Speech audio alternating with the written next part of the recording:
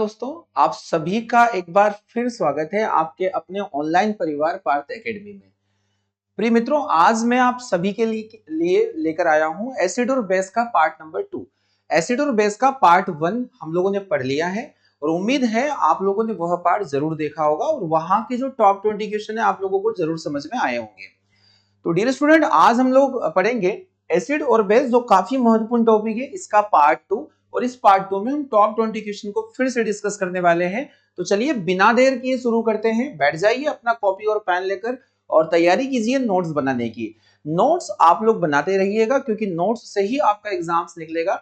Exam के time पर हम लोग इन नोट्स को बहुत कम समय में पढ़कर हम एग्जाम देने जा सकते हैं, ताकि यहाँ जो पढ़े हुए क्वेश्चन है उनका कॉन्सेप्ट हम लोगों को वहां याद रहे। तो चलिए शुरुआत करते हैं हमारे पार्ट 1 के होमवर्क वाले प्रश्न से। आप सभी ने इस प्रश्न का मुझे कमेंट बॉक्स में जवाब दिया था। क्वेश्चन कुछ इस प्रकार आप लोगों को दिया गया था, क्योंकि पार्ट 1 में आप लोग देख लीजिएगा, अगर आप यहाँ पार्ट 2 पर डायरेक्टली आए हैं तो आप सबसे पहले पार्ट 1 को जाकर देखिए। और पार्ट 1 में आप लोगों को यहाँ पर समझाया गया था कि एसिड और बेस का बेसिक कॉन्सेप्ट क्या है। तो हम लोगों ने यहाँ एक क्वेश्चन देखा है कि एसिड एक पदार्थ है, अम्ल एक पदार्थ है। जो acid is a substance which, इसमें पूछा गया है कि आप लोगों को जो अम्ल होता है उसकी अलग अलग परिभाषा यहाँ पर बतानी थी। क्या अम्ल एक प्रोटॉन दान कर सकता है, क्या एक इलेक्ट्रॉन युग्म को स्वीकार कर सकता है, या एक जल में यह H+ देता है, या उपरोक्त सभी। देखिए यहाँ पर हम लोगों ने 3 अलग अलग प्रकार के जो थ्योरी थे वो हम लोगों ने पढ़े थे। अगर हम लोग यहाँ पर बात करते हैं कि एक प्रोटॉन दान कर सकता है, तो यह थ्योरी दिया गया था ब्रोस्टेन और लोरी के द्वारा। ब्रोस्टेन लोरी सिद्धांत ये बोलता है कि अम्ल वे पदार्थ होते हैं जो प्रोटॉन को दान कर सकता है। अगर एक इलेक्ट्रॉन युग्म को ग्रहण करने की बात करें तो लुईस एसिड के बारे में आप लोगों ने पढ़ा था, जो पार्ट 1 में मैंने बेसिक कॉन्सेप्ट में आप लोगों को ये बात समझाई थी कि अगर हम देखें तो लुईस के अनुसार यहाँ पर बोला गया था कि इलेक्ट्रॉन युग्म को जो ग्रहण करे वो एसिड होता है। और यहां पर बोला गया है कि जल में H+ देता है, तो यह बात मैंने आप लोगों को बताई थी। आर्हेनियस के अनुसार जो एसिड होते हैं वो जल में H+ आयन को प्रदान करते हैं, डोनेट करते हैं। आप लोगों को ध्यान रखना है H+ दे वो, यानी यहाँ के जो स्टेटमेंट है वो सारे सही होंगे। इसलिए इस प्रश्न का जो होमवर्क के लिए दिया गया था, इसका सही जवाब होगा ऑप्शन नंबर 4। दिए गए सभी ऑप्शन आपके लिए यहाँ पर सही होने वाले हैं। तो आज पार्ट 2 जिसको हम डिस्कस करने वाले हैं एसिड और बेस का, जिसमें वेरी इंपॉर्टेंट क्वेश्चन है। और आज का पहला क्वेश्चन हम लोग देख लेते हैं और समझते हैं इन सारे प्रश्नों को। चलिए, तो वीडियो शुरू होने के पहले सभी चैनल को जल्दी से लाइक करें और सेशन को आप सभी दोस्तों को शेयर जरूर करें। आज का पहला प्रश्न जो एग्जाम्स में आ चुका है, बेकिंग पाउडर क्या होता है, यानी बेकिंग पाउडर के बारे में आप लोगों को बताना है। आप सभी ने बेकिंग सोडे का नाम सुन के रखा होगा कि बेकिंग सोडा क्या होता है। यहाँ बेकिंग पाउडर के बारे में आप लोगों से पूछा गया है। अगर हम बेकिंग सोडे की डिस्कस करें, बेकिंग सोडा क्या होता है, तो जिसे हम लोग जिसे हम लोग खाने का सोडा भी कहते हैं, खाने का सोडा। और इसका जो फॉर्मूला होता है इसे हम लोग कहते हैं NaHCO3, जिसे सोडियम बाइकार्बोनेट के नाम से भी जाना जाता है। सोडियम बाइकार्बोनेट के नाम से इसे हम लोग जानते हैं, सोडियम बाइकार्बोनेट। या इसका एक नाम और भी हो सकता है, सोडियम हाइड्रोजन कार्बोनेट भी इसका एक व्यापारिक नाम होता है। तो आप सभी ने खाने का सोडा या फिर सोडियम बाइकार्बोनेट का नाम जरूर सुना होगा, एग्जाम्स में काफी बार यह प्रश्न पूछा जा चुका है। तो खाने का सोडा बेकिंग सोडे को ही कहा जाता है। परंतु यहाँ पर जो प्रश्न बोला गया है, बेकिंग सोडा नहीं बल्कि बेकिंग पाउडर आप लोगों से पूछा गया है। जब इसी बेकिंग सोडे में हम टार्टरिक एसिड को मिला दे, इसी बेकिंग सोडे में टार्टरिक एसिड को मिला दिया जाए या टार्टरिक अम्ल मिला दिया जाए, तो बेकिंग पाउडर का निर्माण होता है। ये बात आप लोगों को समझ में आनी चाहिए। अगर बेकिंग सोडे में टार्टरिक एसिड मिला दिया जाए तो बेकिंग पाउडर का निर्माण होता है। और बेकिंग पाउडर का उपयोग हम बेकरी उद्योग में भी करते हैं और काफी ज्यादा इसके यूजेज है। आप लोगों ने देखा होगा जो केक ब्रेड होते हैं वो अपेक्षाकृत उनके आकार से फूले हुए होते हैं, तो उसकी वजह होती है कि बेकिंग पाउडर उनमें मिलाया जाता है। उन्हें स्पंजी बनाने के लिए या उन्हें सॉफ्ट बनाने के लिए बेकिंग पाउडर का इस्तेमाल हम लोग करते हैं। काफी इंपॉर्टेंट कंपाउंड ये माना जाता है। तो ये क्या है, तो अगर हम लोग देखें तो बेकिंग सोडे में टार्टरिक अम्ल मिलाया जाता है, कोई निश्चित रेशियो नहीं होता है। तो यहाँ पर हम लोग बोलेंगे कि जब अनिश्चित अनुपात में किसी प्रकार के अंदर कोई मिलाया जाए तो यह एक प्रकार का मिश्रण का निर्माण करेगा, यानी एक टाइप का यह मिक्सर हो जाता है। तो बेकिंग पाउडर एक टाइप का मिश्रण माना जाएगा। आप यौगिक तत्व या मिश्र धातु इसे नहीं बोल सकते, यहाँ मिश्रण ही बोलना उचित रहेगा।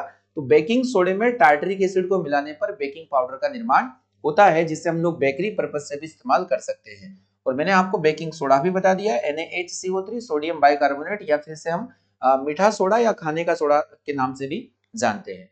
तो वेरी इंपॉर्टेंट क्वेश्चन है, आप लोग इसे नोट कर ले अपने नोट्स में। चलिए क्वेश्चन नंबर 2 आज के इस सेशन का पूछा गया है कि यहाँ बोला गया है कि जो डाइल्यूट HCl होता है उसका पीएच वैल्यू कितना होना चाहिए, आप लोगों को यहाँ पर पूछा गया है।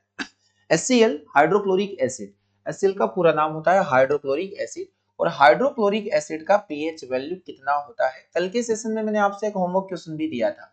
तो हाइड्रोक्लोरिक अम्ल का अगर हम लोग पीएच वैल्यू देखें तो डियर स्टूडेंट ये स्ट्रॉन्ग एसिड होता है, इसका पीएच वैल्यू 0 माना जाएगा, यानी ऑप्शन नंबर डी इस प्रश्न का बिल्कुल सही जवाब होगा। इसमें H प्लस आयन का जो कंसेंट्रेशन होता है वो बहुत ज्यादा होता है, यानी आप लोगों ने पढ़ा है कि आर्हेनियस थ्योरी ये बोला, आर्हेनियस थ्योरी ने अपने थ्योरी में ये बोला था, आर्हेनियस के अनुसार कि जो H प्लस प्रदान करते हैं या H प्लस दान करते हैं, प्रदान करते हैं, उन्हें हम लोग अम्ल के नाम से जानते हैं, उन्हें एसिड के नाम से जाना जाता है जो H प्लस डोनेट करते हैं। अब जितना ज्यादा अमाउंट में H प्लस डोनेट होगा या हाइड्रोजन आयन की सांद्रता होगी, इसका मतलब वह उतना प्रबल अम्ल माना जाता है। तो स्ट्रॉन्ग एसिड की एक पहचान होती है कि ये एसिड जल में घुलने पर ज्यादा मात्रा में H प्लस डोनेट करते हैं या H प्लस आयन बनाते हैं, यानी इनका जो H प्लस कंसेंट्रेशन होता है काफी ज्यादा होता है as compare of other acid. तो स्ट्रॉन्ग एसिड किसको कहेंगे, जो H प्लस प्रदान करे, जो ज्यादा मात्रा में H प्लस प्रदान करे, 0 इसका पीएच वैल्यू हो जाएगा। पीएच का पूरा नाम आप लोगों को मैंने कल के सेशन में डिस्कस किया था, पोटेंशियल ऑफ हाइड्रोजन, और पीएच स्केल को बनाया किसने, तो सोरेनसन नामक रसायनज्ञ ने। आप लोगों को यह जानकारी समझ में आ गई होगी। चलिए आज के सेशन का नेक्स्ट क्वेश्चन देख लेते हैं। अगला प्रश्न है सोडियम कार्बोनेट का अणुसूत्र क्या होता है, पूछा गया the molecular formula of sodium carbonate. देखिए इस प्रकार के प्रश्न काफी इजी होते हैं, जो हर कोई स्टूडेंट इन्हें बना देता है, पर काफी बार क्या होता है कि हम कंफ्यूज होने के बाद में हम इन्हें रॉन्ग करके आ जाते हैं। तो सोडियम कार्बोनेट आपसे पूछा गया है, बाइकार्बोनेट नहीं पूछा गया, तो इसका फॉर्मूला क्या होने वाला है। अगर हम लोग सोडियम कार्बोनेट देखें तो इसका फॉर्मूला अगर देखें तो Na2CO3 होता है, Na2CO3। वही अगर एक और फॉर्मूला जिसमें कंफ्यूजन आपको हो सकता है वो है NaHCO3, NaHCO3। यहां पर ये जो फॉर्मूला होगा यह फॉर्मूला होता है सोडियम कार्बोनेट का फॉर्मूला।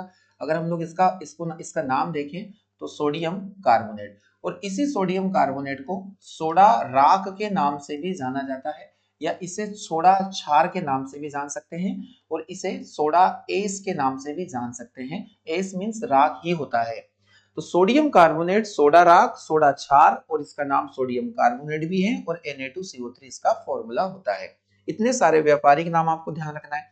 वही अगर NaHCO3 को देखें तो इसका नाम होता है सोडियम बाइकार्बोनेट, सोडियम बाइकार्बोनेट इसे हम लोग कहते हैं। और सोडियम बाइकार्बोनेट के बारे में आप लोगों को पता होना चाहिए, इसे हम खाने का सोडा खाने का सोडा इसे हम खाने का सोडा या फिर मीठा सोडा के नाम से भी जानते हैं। मीठा सोडा जो अवेलेबल रहता है घरों में वो यही होता है, यानी एक बेस नेचर का मटेरियल होता है NaHCO3।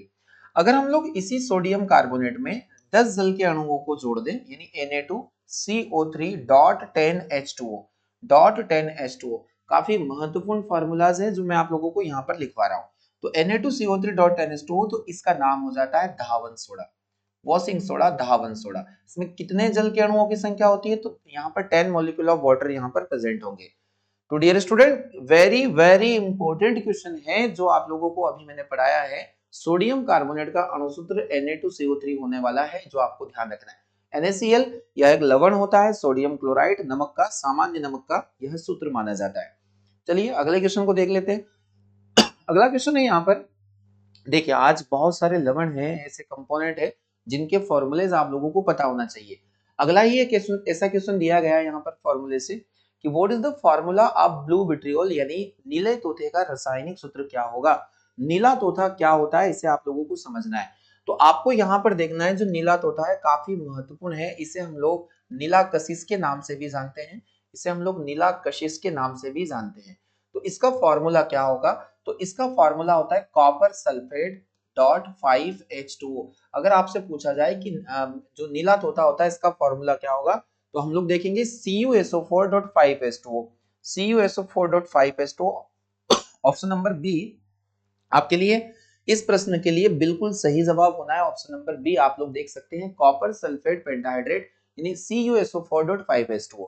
आपको यहाँ पर एक कमेंट करना है और कमेंट ये करना है कि मैं आपको यहाँ पर एक होमवर्क देकर जा रहा हूँ कि अगर एग्जाम्स में पूछा जाता है कि नीला तोता हम लोग कहते हैं कॉपर सल्फेट 5H2O को, तो आपको मुझे कमेंट में जवाब देना है कि सफेद तोता या फिर इसको हम लोग कहेंगे वाइड विट्रियोल किसे कहेंगे, वाइड विट्रियोल किसे कहेंगे। और एक आ जाता है हरा तोता किसे कहेंगे, या फिर इसे कहते हैं ग्रीन विट्रियोल किसे कहेंगे, ग्रीन विट्रियोल किसे कहा जाता है। इन दो प्रश्नों का जवाब, इन दो क्वेश्चंस के लिए आंसर मुझे आपको कमेंट बॉक्स में लिखना है जाकर, और ये अभी आपको कमेंट बॉक्स ओपन करना है और इन दो प्रश्न के जवाब मुझे देना है। हमेशा से ध्यान रखिएगा इस बात को कि आपको यहाँ नीला तोता, सफेद तोता और हरा तोता अलग अलग तरीके से एग्जाम्स में पूछे जाते हैं। आपको यह जानकारी समझ में आनी चाहिए। तो ये आपको होमवर्क मैंने दिया है, आप लोगों को कमेंट बॉक्स में जाकर इसका जवाब मुझे देना है। चलिए क्वेश्चन नंबर 4 का सही जवाब हो जाएगा ऑप्शन नंबर बी। अगला क्वेश्चन है यहाँ पर कि इनमें से कौन सा पदार्थ ऊर्ध्वपातन गुण प्रदर्शित करता है। ऊर्ध्वपातन का मतलब होगा सब्लिमेशन प्रोसेस। आप सभी लोग जानते हैं ऊर्ध्वपातन में होता क्या है कि इसमें कोई भी ठोस होगा या कोई सॉलिड होता है, यह सॉलिड डायरेक्टली कन्वर्ट हो जाता है किसके अंदर, गैस के अंदर, गैसेस फॉर्म में यह कन्वर्ट हो जाता है। यानी बिना लिक्विड में बदले कोई भी सॉलिड जब गैस में कन्वर्ट होने की जो प्रोसेस होती है इसका नाम होता है सब्लिमेशन या ऊर्ध्वपातन की प्रक्रिया। अब इस ऊर्ध्वपातन की प्रक्रिया को कौन कौन से ऐसे एग्जाम्पल है, जो मैंने आप लोगों को ढेर सारे एग्जाम्पल यहाँ पर लिखवाए थे। एक एग्जाम्पल इसका हो जाता है कपूर, यानी जो कैम्फर होता है, कपूर को जब हम जलाते हैं तो सॉलिड फॉर्म से सीधा यह गैसेस फॉर्म में कन्वर्ट हो जाता है बिना लिक्विड में बदले। कपूर के बाद में हम लोग डिस्कस कर सकते हैं आयोडीन के बारे में। आयोडीन भी एक ऐसी ही धातु है जो सॉलिड फॉर्म में पाई जाती है। वही एक कंपाउंड आपको ध्यान रखना है नौसादार, जिसे हम लोग NH4Cl के नाम से जानते हैं, या इसका नाम होता है अमोनियम क्लोराइड। अमोनियम क्लोराइड इसे हम लोग कहते हैं अमोनियम क्लोराइड। अगर हम लोग देखें एक और एग्जाम्पल जो आपको ध्यान रख लेना है, एंथ्रासिन।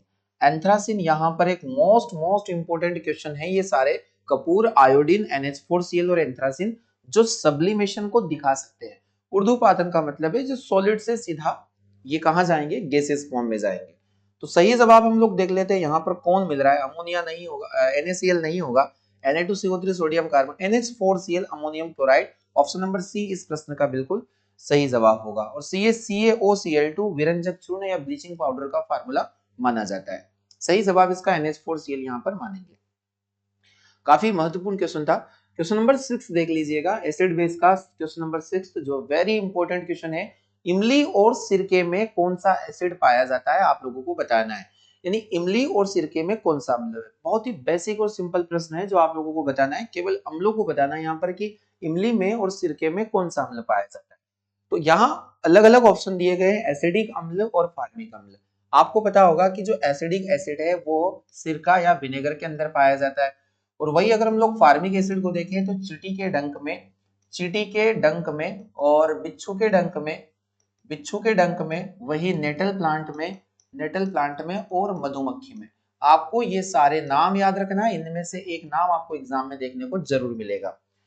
अगर हम सिट्रिक एसिड की बात करें तो यह नींबू में पाया जा सकता है, वही ये विनेगर में हो जाएगा। एसिडिक एसिड विनेगर में होता है, और पहला यहाँ पर इमली दिया है। तो डियर इमली में एसिड होता है टार्टरिक अम्ल, और सिरके में एसिड होगा एसिडिक एसिड। तो tartaric acid option number D आप लोगों को यहाँ पर दिखाई दे रहा होगा कि टार्टरिक अम्ल पहले नंबर पर आएगा, जो इमली में पाया जाने वाला अम्ल माना जाता है। वही जो एसिडिक अम्ल है वो एसिडिक अम्ल सिरके में उपस्थित एक एसिड माना जाता है। काफी महत्वपूर्ण है। आप लोगों को यहाँ से टॉपिक समझ में आना चाहिए कि अलग अलग मटेरियल होते हैं और इनके अंदर जो पाया जाने वाला एसिड होता है वो हम लोगों को पता होना चाहिए, क्योंकि एग्जाम्स यहाँ से प्रश्न हमेशा से बना रहा है और बनाते रहेगा। तो आने वाली सभी परीक्षाओं में यहाँ से एक महत्वपूर्ण टॉपिक रहेगा ये वाला टॉपिक। अगला क्वेश्चन है, क्वेश्चन नंबर 7 है कि ऑक्जेलिक अम्ल किस प्रकार के पदार्थों में मिल सकता है, आप लोगों को बताना है। अम्लों की उपस्थिति आप लोगों को यहाँ पर बताना है कि ऑक्जेलिक एसिड कहाँ इजीली फाउंड किया जा सकता है, क्या लाल चींटी के डंक में। तो डियर स्टूडेंट लाल चींटी के डंक में हम लोग देखेंगे एक एसिड पाया जाता है HCOOH, या जिसे हम लोग फॉर्मिक अम्ल के नाम से जानते हैं, फॉर्मिक एसिड के नाम से जानते हैं, इसे इसका आईयूपीएसी मैथेनोइक अम्ल के नाम से भी इसे हम लोग जान सकते हैं। यह कार्बोक्सिलिक एसिड का फर्स्ट मेंबर माना जाता है। एग्जाम्स में फॉर्मिक एसिड ना देकर आपको मैथेनोइक एसिड भी दिया हुआ हो सकता है, आप लोगों को इसका आंसर वहां पर सही बताना। अगर हम लोग देखें टमाटर तो डियर स्टूडेंट, टमाटर में जो एसिड पाया जाता है इसका नाम हो जाता है ऑक्जेलिक एसिड। कौन सा अम्ल? ऑक्जेलिक अम्ल। ऑक्जेलिक अम्ल टमाटर में पाया जाने वाला अम्ल होता है। वही अगर कर्ड या इसकी बात करें दही की, तो दही के अंदर पाया जाता है लैक्टिक एसिड या लैक्टिक अम्ल। और यहाँ पर टमाटर, यहाँ ऑप्शन कॉपी हो चुका है, चलिए आप लोग यहाँ पर इसको बी लगा दीजिएगा, ऑप्शन नंबर बी, क्योंकि फोर्थ पर भी यहाँ पर टमाटर दिया गया है जो यहाँ पर हमारा रॉन्ग होने वाला है। तो यहाँ कोई और एग्जाम्पल आपको हो सकता है। ऑप्शन नंबर बी यहाँ टोमेटो या टमाटर इसका सही जवाब होगा। आपको यहाँ से एक होमवर्क निकल कर आ रहा है, एग्जाम में पूछा जाएगा कि जो टमाटर होता है इसका लाल रंग किस वर्ण की वजह से होगा। टमाटर का लाल रंग, मुझे एक पिगमेंट का नाम आपको बताना है कि कौन सा पिगमेंट है जिसकी वजह से जो टोमेटो होता है वो रेड कलर का हो जाता है पकने के बाद में। कमेंट बॉक्स में आपको इसको लिखना है। क्वेश्चन नंबर 7 का सही जवाब ऑप्शन नंबर बी हम लोगों ने देख लिया है। अगला प्रश्न आप सभी के सामने कि लिटमस इनमें से किस पौधे से निकाला जाता है, यानी लिटमस को किस प्लांट से हम ऑब्टेन करेंगे, आप लोगों को बताना है। तो कल के पार्ट 1 में एसिड बेस में मैंने लिटमस को काफी अच्छे से समझाया था और आप लोगों को बताना है कि जो लिटमस होता है वह लाइकेन से प्राप्त किया जाता है। लाइकेन एक प्रकार का सहजीवी या सिम्बायोटिज्म माना जाता है। सिम्बायोटिज्म माना जाता है एक सहजीवी संबंध, किसका? तो यहाँ पर आपको बताना है एल्गी और फंगस का, यानी शैवाल और कवक का एक प्रकार का सहजीवी संबंध होता है। और इन संबंधों को हम हैलोटिज्म के नाम से भी जानते हैं। हैलोटिज्म के नाम से भी जानते हैं, काफी महत्वपूर्ण टॉपिक है जो एग्जाम्स में यहाँ से पूछा जा सकता है। तो लाइकेन कहाँ से या लिटमस पेपर कहाँ से? लिटमस जो इंडिकेट करते हैं एसिड और बेस होने का, क्योंकि जो लिटमस एसिड होंगे वो क्या करेंगे कि ये नीले को लाल में कन्वर्ट करेंगे, ब्लू को रेड में कन्वर्ट करेंगे, और जो बेस होंगे वो लाल को नीले लिटमस पेपर में कन्वर्ट कर देते हैं। तो यहां पर सही जवाब हो जाएगा लाइकेन। क्वेश्चन नंबर 8 9 को हम लोग समझ लेते हैं। क्वेश्चन नंबर 9 है आप सभी के सामने कि अम्ल और क्षार की अभिक्रिया, अगर अम्ल और भस्म की अभिक्रिया करवाया जाए, करवाने के कारण इनमें से क्या बनता है, आपको बताना है। अगर किसी भी प्रकार के एसिड को बेस से रिएक्ट करवाते हैं तो क्या बनेगा? तो चलिए इस बात को हम लोग समझ लेते हैं। क्या जल बनता है, लवण और जल बनता है, क्षार और जल बनता है, या अम्ल और जल बनता है? तो हम लोग किसी प्रकार के एक रिएक्शन को देख लेते हैं। यहाँ एक सबसे सिंपल रिएक्शन हम लोग देखते हैं कि हम लोग हाइड्रोक्लोरिक एसिड की क्रिया NaOH यानी प्रबल अम्ल की क्रिया प्रबल क्षार से करवाते हैं। प्रबल अम्ल इसलिए कि इसका जो HCl होता है इसका pH वैल्यू 0 होता है, वही NaOH की अगर बात करें तो 14 इसका pH वैल्यू होता है। जब हम इन दोनों की रिएक्शन करवाते हैं तो डबल डिस्प्लेसमेंट रिएक्शन यहाँ पर होती है, H प्लस Cl माइनस यहाँ पर बना होगा। ये इसने एक इलेक्ट्रॉन दान करके यहाँ Na प्लस और यहाँ माइनस, अगर हम लोग देखेंगे तो डबल डिस्प्लेसमेंट क्या होता है कि इस वाले यौगिक का जो प्लस चार्ज है वो माइनस से जुड़ेगा और यहाँ का प्लस माइनस से जुड़ेगा। तो यहाँ जो क्रिया होगी वो बनेगा NaCl, साथ में यहाँ OH और H हो जाएगा तो ये बनेगा पानी। तो यहाँ जो NaCl है वो एक प्रकार का सॉल्ट है और यहाँ पर निर्माण होता है पानी का, यानी अम्ल। इस पूरी प्रक्रिया को न्यूट्रलाइजेशन प्रोसेस या फिर इसे हम उदासीनीकरण अभिक्रिया के नाम से भी जानते हैं। क्या होता है न्यूट्रलाइजेशन प्रोसेस में कि जब एसिड की रिएक्शन किसी बेस से करवाई जाती है, जैसे स्ट्रॉन्ग एसिड को स्ट्रॉन्ग बेस से करवाया जाता है, तो सॉल्ट और वाटर का निर्माण होता है, यानी कि एक उदासीन लवण का निर्माण आपको देखने को मिलेगा। चलिए इस प्रश्न का सही जवाब आप लोगों ने देख लिया, लवण और पानी। तो लवण और पानी ऑप्शन नंबर बी बिल्कुल सही जवाब इस प्रश्न के लिए होना है जो आप लोगों को यहां पर मैंने करवाया।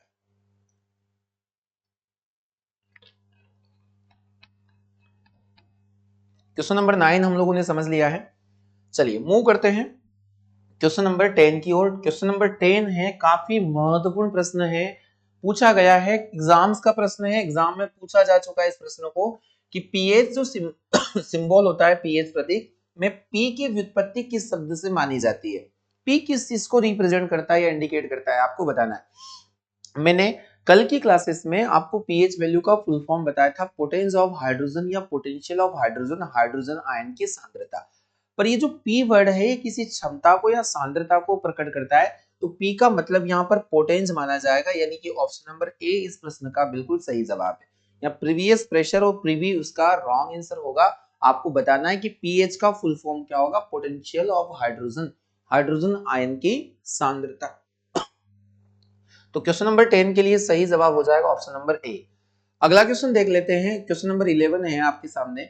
इनमें से कौन प्रबल भस्म या क्षार होगा, यानी कि स्ट्रॉन्ग बेस आप लोगों को बताना है कौन हो सकता है। तो यहाँ पर ऑप्शन ए है सोडियम हाइड्रोक्साइड या potassium hydroxide, sodium hydroxide, potassium hydroxide, magnesium hydroxide. और मैग्नीशियम हाइड्रोक्साइड का पीएच वैल्यू होता है 10.8। उपरोक्त दोनों या इनमें से कोई नहीं। देखिए सबसे स्ट्रॉन्ग एसिड होता है, स्ट्रॉन्ग बेस की बात करें तो NaOH, जिसका जो ये प्रबल बेस माना जाता है, जिसका पीएच वैल्यू 14 माना जाता है। और पीएच वैल्यू अगर 14 होगा तो इसे हम लोग स्ट्रॉन्ग बेस के नाम से भी जान सकते हैं। इसलिए सही जवाब इस प्रश्न का क्या होने वाला है, ऑप्शन नंबर ए होने वाला है। तो 11 के लिए ऑप्शन नंबर ए पोटेशियम, यानी यहाँ पर NaOH और KOH इस प्रश्न का बिल्कुल सही जवाब यहाँ पर देखने को मिलेगा। अगला प्रश्न समझ लेते हैं। अगला क्वेश्चन है आप सभी के सामने।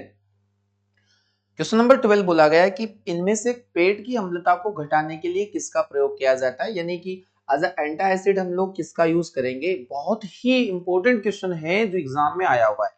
तो आप लोगों ने एक कंपाउंड का यहाँ पर नाम सुना होगा कि यहाँ पर ऑप्शन पहले देख लेते हैं हम लोग। मैग्नीशियम है, मिल्क ऑफ मैग्नीशिया। आप लोगों को ध्यान रखना है एक कंपाउंड होता है जिसे हम लोग MgOH होल ट्वाइस, इसी कंपाउंड को हम मिल्क ऑफ मैग्नीशिया के नाम से भी जानते हैं, milk of magnesia. Dear student ध्यान आप रखिएगा इस बात को, इसका यूज हम एंटासिड के रूप में करते हैं। जब पेट की अम्लता ज्यादा बढ़ जाती है तो पेट की अम्लता को दूर करने, पेट की अम्लता को दूर करने हेतु इसका प्रयोग किया जाता है और काफी महत्वपूर्ण है। ये सभी एग्जाम्स में आने वाला प्रश्न माना जाता है और ये पूछा जाने वाला क्वेश्चन है। ऑप्शन नंबर बी कि जो मिल्क ऑफ मैग्नीशिया होता है पेट की अम्लता को इसके द्वारा कम किया जा सकता है, यानी मिल्क ऑफ मैग्नीशिया सही जवाब होगा। अगला क्वेश्चन देख लेते हैं 13 क्वेश्चन। जब हमारे मुंह का पीएच मान 5.5 से कम हो जाता है तब इन दांतों पर, एग्जाम्स में आप जब एग्जाम्स अटेम्प्ट करोगे आपको सीधा क्वेश्चन यहां से कॉपी होते हुए दिखाई देंगे। इसका रीजन है कि ये टॉप 20 क्वेश्चन की अगर एक दिन की सीरीज में हम लोग वो क्वेश्चन पढ़ रहे हैं जो एग्जाम्स में वेरी वेरी इंपॉर्टेंट है।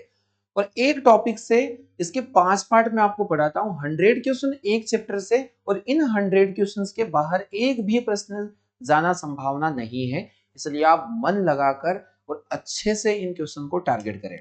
चलिए तो क्वेश्चन है हमारे पास कि जब हमारे मुंह का पीएच वैल्यू 5.5 से कम हो जाता है, अच्छा सामान्यतः हमारे मुंह का पीएच मान कितना होगा, तो 6.4 के अप्रोक्स, 6.56 भी हो सकता है, कोई प्रॉब्लम नहीं। तो 6.4 के अप्रोक्स ये होता है। पर जब 5.5 से कम हो जाता है तब दांतों पर इसका क्या प्रभाव पड़ेगा आप लोगों को बताना है। क्या दांत के जो दंत वल्क होते हैं जिन्हें हम लोग इनेमल के नाम से जानते हैं, इनेमल के नाम से जानते हैं, जो हमारे शरीर का दांतों के ऊपर का एक हार्डेस्ट कोटिंग होता है, शरीर का सबसे कठोर पदार्थ होता है, क्या ये क्षतिग्रस्त हो जाते हैं, दांत सफेद हो जाते हैं, या दांतों में पायरिया नामक एक बीमारी हो जाती है, या इनमें से कोई नहीं। देखिए आप लोगों ने यहाँ पर एक छोटा सा टर्म पढ़ा होगा कि जो टीथ होते हैं, इन टीथ में ऊपर एक कोटिंग होती है और ये कोटिंग जो होती है ये इनेमल की होती है। और ये इनेमल किसका बना होता है, तो डियर स्टूडेंट मैं इसका कंपोजिशन बता देता हूँ, कैल्शियम फॉस्फेट से। जो हमारे दांतों के इनेमल होते हैं, जो हार्डेस्ट मटेरियल है, दांतों को सफेद और चमकदार बनाने के लिए ही ये यूज किया जाता है। कैल्शियम फॉस्फेट से संबंधित, कैल्शियम फॉस्फेट इसका कंपोजिशन होता है कि हमारे दांतों के जो इनेमल होते हैं वो कैल्शियम फॉस्फेट के बने होते हैं। तो जब हमारे मुंह का पीएच वैल्यू 6.4 से 5.5 के कम होने, यानी कि एसिडिटी हमारी बढ़ रही है, H+ कंसंट्रेशन बढ़ रहा है, तो 5.5 से कम होने पर जो दांतों के इनेमल होते हैं धीरे धीरे संक्षारित होना स्टार्ट हो जाते हैं, ये नष्ट होना स्टार्ट हो जाते हैं, डैमेज होना शुरू हो जाते हैं। तो हम लोग यहाँ पर देखेंगे कि the tooth animal start getting damaged कब, जब 5.5 से बिलो हमारे पीएच वैल्यू को घटाया जाए। तो सही जवाब इसका हम लोग देखेंगे ऑप्शन नंबर ए। जो सही क्वेश्चन की तरफ नेक्स्ट क्वेश्चन हम लोग देख लेते हैं, क्वेश्चन नंबर 14। क्वेश्चन नंबर 14 है, नदियों में पीएच का मान अगर कम हो जाए तो उसमें रहने वाली मछलियों पर क्या प्रभाव पड़ेगा, क्या प्रभाव पड़ेगा। देखिए बहुत शानदार प्रश्न है, आप लोगों को दिया गया है कि अगर पानी का पीएच मान अगर कम हो जाता है किसी जलाशय का जहां पर कोई जीवधारी रह रहे हो तो उनके जीवन चक्र पर उसका क्या असर पड़ेगा। तो आप लोगों को यहाँ पर ऑप्शन दिया गया है कि उनका अस्तित्व संकट में पड़ जाएगा, कोई प्रभाव नहीं पड़ेगा, या वे काफी बड़ी हो जाएगी, या इनमें से कोई नहीं। तो यहां इसका सही जवाब हम लोगों को देखना था। डियर स्टूडेंट, आप सभी लोग जानते हैं कि अगर ज्यादा एसिडिक नेचर का अगर पानी है तो उस पर हमारे जीवन पर उसका एक दुष्प्रभाव ही पड़ता है। जैसे एसिड रेन का आप लोगों ने नाम सुना होगा, सभी जीवधारियों के लिए और इवन प्लांट के लिए भी यह इसका एक साइड इफेक्ट देखने को मिलता है। तो धीरे धीरे अगर हम लोग देखें कि अगर किसी जलाशय या नदी के पानी का पीएच वैल्यू कम होता जा रहा है या फिर इसका जो अम्ल है पीएच वैल्यू अगर कम हो रहा है यानी कि अम्लता बढ़ रही है। अगर पीएच वैल्यू कम होना इसका मतलब है कि जो अम्लता है पानी की वह बढ़ रही है, इंक्रीज कर रही है। तो इसका क्या असर पड़ेगा, तो उस असर को हम लोगों को समझना है कि जितनी भी मछलियां है या फिर जो उनमें जीवधारी है उनका अस्तित्व यहाँ पर खतरे में पड़ सकता है। यानी ये बिल्कुल सही जवाब हो जाएगा ऑप्शन नंबर ए, क्योंकि एसिडिक नेचर है तो कहीं ना कहीं दुष्प्रभाव देखने को इसका देखने को मिलेगा। क्वेश्चन नंबर 15 समझ लेते हैं। बहुत ही अच्छा प्रश्न आ रहा है कि नेटल के विषय में आप क्या सकते हैं, नेटल क्या चीज है, यानी what is the true about metal. सबसे पहले नेटल को जान लीजिए, नेटल क्या होता है। देखिए नेटल एक प्रकार का पौधा होता है, नेटल एक प्रकार का पौधा होता है। यहाँ ये एग्जाम्स में क्यों पूछा जाता है कि जिस प्रकार आप लोगों ने फॉर्मिक अम्ल का नाम सुना है तो नेटल के पौधों में छोटे छोटे रोम पाए जाते हैं और ये रोम अगर अगर किसी जीवधारी के शरीर में चुभ जाए तो उसे फॉर्मिक एसिड उसके शरीर में प्रवेश कर सकता है और यह एक प्रकार का टॉक्सिक एलिमेंट माना जाएगा। तो जैसे हम लोग देखें मधुमक्खी के काटने से फॉर्मिक एसिड हमारे बॉडी के अंदर आ जाता है, चींटी के काटने से आ जाता है, वैसे ही नेटल एक प्लांट है जिसके रोम में फॉर्मिक एसिड या मेथेनोइक एसिड आपको देखने को मिलता है। हम लोग समझ लेते हैं इसके विषय में क्या सही होगा। तो इसके रोए जो होते हैं, इसके जो हेयर होते हैं वो सेक्रेट्स करेंगे क्या, मैथेनोइक एसिड, तो बिल्कुल सही है। इसके रोए में मैथेनोइक अम्ल का स्त्राव होता है, मैथेनोइक अम्ल फार्मिक एसिड को ही कहा जाता है। इसके रोए से खुजली होने लगती है या झाड़ियों में उगने वाला प्लांट है और उपरोक्त तो सभी यानी यहाँ दिए गए सारे स्टेटमेंट नेटल प्लांट को लेकर बिल्कुल सही होगा। अब एग्जाम में पूछा जाता है कि अगर नेटल पौधा पौधा हमें गलती से लग जाता है तो इसका उपचार कैसे किया जाए। तो इसका उपचार आप लोगों को देखना है कि वही नेटल पौधे के आसपास आपको एक डॉग पेड़ मिलेगा, डॉग ट्री यानी डॉग का पौधा। और डॉग का पौधा इस अगर हम लोग क्योंकि एसिड है तो इसके पत्ते में जो इसकी जो पत्तियां होती है उनमें बेस नेचर का एक मटेरियल होता है, यानी ये बेस नेचर की पत्तियां होती है। जब इसे हम लोग जहां इसके रोए हम लोगों को लगे हैं अगर हम लोग वहां स्टिंगिंग की जगह पर इसकी पत्तियों को रगड़ लेंगे तो इसका जो अम्ल वाला प्रभाव है ये कम हो सकता है। तो हम लोग यहाँ पर समझेंगे कि जो डॉग पौधा है इसका एक उपचार माना जाता है, यानी कि इसको ट्रीट कर सकते हैं हम लोग यहाँ से। सही जवाब इस प्रश्न का बिल्कुल 4th हो जाने वाला है। क्वेश्चन नंबर 16 देख लेते हैं। क्वेश्चन नंबर 16 है, क्लोरीन गैस का उपयोग निम्नलिखित में से कौन है। कि अगर हम पूछें which among the following uses of chlorine gas, तो क्या यह कागज, क्लोरीन गैस का मतलब क्या होता है। हम लोग अगर देखें तो क्लोरीन गैस अगर इस कंपाउंड में देखें तो CaOCl2, यहाँ पर एक नेसेंट क्लोरीन गैस है जिसका यूज हम लोग करते हैं। और नेसेंट क्लोरीन यहाँ विरंजन क्रिया को करवाती है, विरंजन क्रिया को करवाती है या ब्लीचिंग प्रोसेस को यहाँ ये करवाएगी।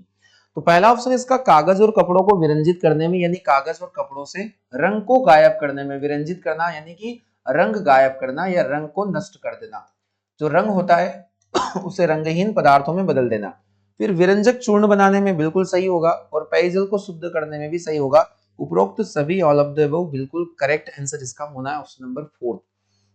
ब्लीचिंग पाउडर काफी महत्वपूर्ण क्वेश्चन है, एग्जाम में हर बार इसके प्रश्न देखने को मिलते हैं। क्वेश्चन नंबर 17 आप सभी के सामने है कि बेकिंग सोडे का रासायनिक नाम यहाँ पर क्या होना है।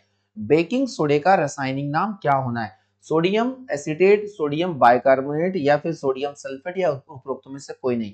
बेकिंग सोडा जिसे खाने का सोडा भी कहते हैं तो सोडियम बाइकार्बोनेट इस प्रश्न का बिल्कुल सही जवाब होना है। अगर हम इसका फॉर्मूला देखें तो NaHCO3 सोडियम हाइड्रोजन कार्बोनेट के नाम से भी इसे हम लोग जान सकते हैं। इसे हम लोग सोडियम हाइड्रोजन कार्बोनेट के नाम से भी जानते हैं, सोडियम हाइड्रोजन कार्बोनेट के नाम से भी जानते हैं। सही जवाब इसका ऑप्शन नंबर बी हो जाना है। क्वेश्चन नंबर 18 समझ लेते हैं। 18 क्वेश्चंस आप सभी के पास सामने हैं कि इनमें से कौन सा सूचक नहीं है, यानी यहाँ पर बोला गया है which of the following is not an indicator. Indicator नहीं होता जो एसिड और बेस को पहचानने के काम नहीं आता। तो मिथाइल ऑरेंज, तो डियर स्टूडेंट मिथाइल ऑरेंज जो है टेस्ट लगाते हैं, ये एक प्रकार का कृत्रिम सूचक माना जाता है। एंटासिड गोली, देखिए एंटासिड एसिडिटी को कम करने के लिए होती है, जैसे हम लोग magnesium hydroxide milk of magnesia बोलते हैं, उसका हम लोग यहाँ पर यूज करते हैं। क और ख दोनों, तो यहाँ कौन नहीं होगा, तो यहाँ अगर देखें तो सूचक नहीं होता है ऑप्शन नंबर बी। एंटासिड गोलियां जो होती है एसिडिटी को कम करने के लिए यूज की जाती है। सही जवाब इस प्रश्न का ऑप्शन नंबर बी को हम लोग देखेंगे। मिथाइल ऑरेंज, मिथाइल ब्लू, ये सभी एंटासिड होते हैं, जो आप लोगों को ध्यान रखना है। चलिए अगला क्वेश्चन देख लेते हैं। क्वेश्चन नंबर 19 है कि आर्हेनियस के अनुसार अम्ल क्या होते हैं। देखिए इनका सिद्धांत जो मैंने पार्ट 1 में आपको काफी डिटेल पढ़ाया था, मैंने आर्हेनियस, ब्रोस्टेनलारी और लुईस एसिड, लुईस बेस भी आपको मैंने बहुत अच्छे से समझाया था। तो यहाँ बोला गया कि आर्हेनियस के अनुसार अम्ल क्या है। तो आर्हेनियस के अनुसार क्या अम्ल प्रोटॉन दाता होते हैं। देखिए आर्हेनियस का जो कॉन्सेप्ट था उसमें बताया गया था कि जो एसिड होते हैं वो H+ डोनेट करते हैं, या फिर आप H3O हाइड्रोनियम आयन भी ये बोल सकते हैं, तो जो H+ जली विलयन में दान करे। तो प्रोटॉन दाता कौन होगा, तो ये कहा गया था ब्रोस्टन-लैरी के अनुसार। इलेक्ट्रॉन दाता नहीं होगा तो जली विलयन में, जो जली विलयन में H+ आयन देते हैं, यानी which gives H+ ion in aqueous, है ना, एक्वेस सॉल्यूशन, यानी जो एक्वेटिक सॉल्यूशन होता है उसमें H+ दे, उसी को हम लोग एसिड के नाम से जानेंगे। तो अलग अलग थ्योरी एग्जाम्स में आते हैं, आप लोगों को काफी अच्छे से ध्यान रखना है इस प्रश्न का। तो आज के इस श्रृंखला में हमने केमिस्ट्री के पार्ट 2 जो एसिड और बेस से रिलेटेड था, उसके पार्ट 2 को हम लोगों ने देखा। तो अंतिम प्रश्न है क्वेश्चन नंबर 20, जो आप सभी के लिए होमवर्क के लिए होता है। आपका होमवर्क रहने वाला है आज कि अम्ल और क्षार की क्रिया कराने की प्रक्रिया को इनमें से क्या कहा जाता है। इस क्वेश्चन को मैंने समझाया भी है और प्रॉपर एक रिएक्शन के साथ समझाया है। तो पूछा गया है कि the process of making acid and alkali react is called. क्या इसे पाश्चुरीकरण के नाम से जानेंगे, क्या इसे इमल्सीकरण कहते हैं, या उदासीनीकरण कहते हैं, या इनमें से कोई नहीं। तो आज के इस सेशन में टॉप 20 क्वेश्चन को हम लोगों ने देखा। अभी तक हम लोग 2 पार्ट एसिड और बेस से रिलेटेड कंप्लीट कर चुके हैं। आप सभी, आप इन्हें अच्छे से अपने नोट्स में लिखते चले, और मैं उम्मीद करता हूं कि आपको ये सेशन बहुत अच्छे लग रहे होंगे। एक बार कमेंट आप जरूर करें कि आपको क्या इन क्लासेस का फायदा मिल रहा है। तो आपका एक पॉजिटिव कमेंट हमें और भी ऊर्जा देगा, और आपके लिए बहुत ही बेहतरीन कंटेंट हम लोग इस प्लेटफॉर्म से आपको देने वाले हैं। तो आशा करता हूँ आपको काफी अच्छा लग रहा होगा इस सेशन पे, और आप अपनी पढ़ाई को और भी बेहतर बना पा रहे होंगे इस सेशन की वजह से। तो आज के सेशन में हम लोग इतना ही पढ़ेंगे, मिलते हैं हम लोग अगले सेशन में। आप सभी का बहुत बहुत धन्यवाद।